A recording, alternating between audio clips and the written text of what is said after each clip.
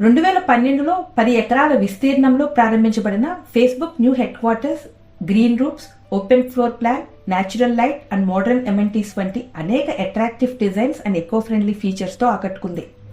ఇది నిస్సందేహంగా సిలికాన్ వ్యాలీలోని అత్యంత అద్భుతమైన ఆఫీస్ బిల్డింగుల్లో ఒకటి. ఓపెన్ ఫ్లోర్ డిజైన్తో, మూవబుల్ ఫర్నిచర్తో, కన్వీనియంట్ డెస్క్ల దగ్గర పనిచేసే 3000 ఎంప్లాయీస్కి వారి వారి ఐడియాస్ని ఎక్స్చేంజ్ చేసుకోవడానికి అనుకూలంగా ఉండే విధంగా ఉంది ఈ డిజైన్.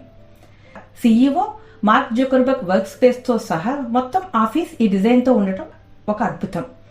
ప్రపంచంలోని అతిపెద్ద ఓపెన్ ఫ్లోర్గా పిలువబడే ఈ ప్లాన్ ఎంప్లాయీస్ కొలాబరేషన్కి, అలాగే ఓపెన్ కమ్యూనికేషన్ అండ్ మల్టీ టాస్కింగ్ని పెంపొందించడం లక్ష్యంగా పెట్టుకుంది.